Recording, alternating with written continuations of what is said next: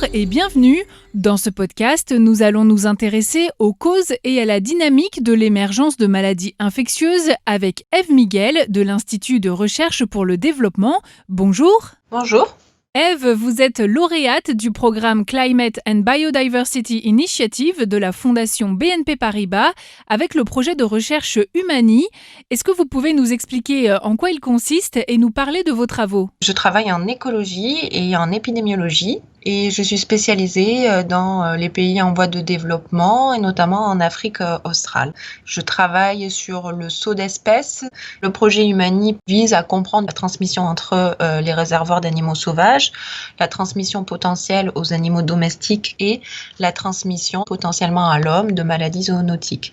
Pour cela, on va s'appuyer sur 3 piliers de recherche. La recherche en écologie pour comprendre le déplacement animal au niveau de la population sauvage, l'épidémiologie pour essayer de voir à quel moment les pathogènes arrivent dans une population, et enfin sociologie pour aussi comprendre comment les hommes utilisent la ressource naturelle dans des périodes de changement climatique mais aussi de crise économique, et dans quelle mesure du coup cette utilisation va engendrer des contacts et ou non un risque de transmission de maladies. Et comment vos travaux sur le terrain vont aider à comprendre la propagation de maladies infectieuses, notamment en Afrique australe, votre zone de recherche ? Nous avons un cadre théorique qui nous permet de comprendre si le fait d'avoir plus de biodiversité va permettre d'avoir un effet un peu de dilution de la transmission de certains pathogènes. Plus on a d'espèces, plus ils ont de risques de se diluer puisqu'ils vont avoir des hôtes plus ou moins spécifiques. Ou alors, est-ce que plus de biodiversité va amener en même temps plus de richesse en termes de pathogènes aussi.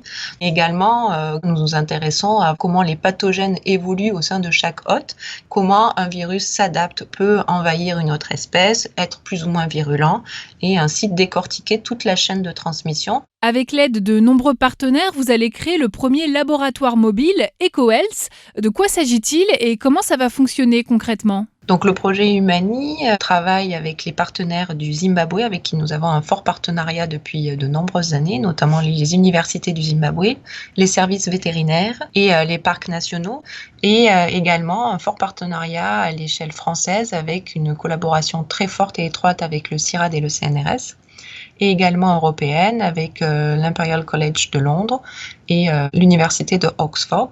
L'idée, c'était d'apporter la mobilité dans ces territoires des fois assez reculés et d'apporter une neutralité dans les échanges, que les gens des services vétérinaires ou les gens de la santé humaine, des gestionnaires de parcs, les chercheurs puissent proposer leurs recherches, leurs problématiques, travailler ensemble et améliorer la coordination et les idées autour de ces socio-écosystèmes et de leur durabilité. Ça sera un support qui nous permettra de faire aussi nos recherches, notamment en épidémiologie, de pouvoir faire des prélèvements, en écologie, de pouvoir faire une plateforme d'observation, et en sociologie, de pouvoir proposer notamment des théâtres forums, des sessions participatives de discussion. C'est un outil polymorphe qui va, on l'espère, augmenter la communication entre tous les acteurs de la recherche, mais aussi de la société civile dans ces interfaces-là. Merci beaucoup, Ève Miguel, pour toutes ces explications.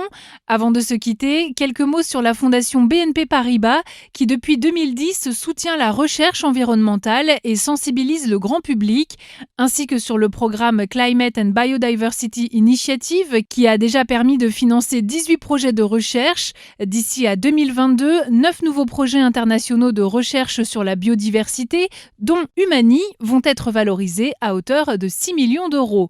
Merci de nous avoir suivis aujourd'hui et à bientôt.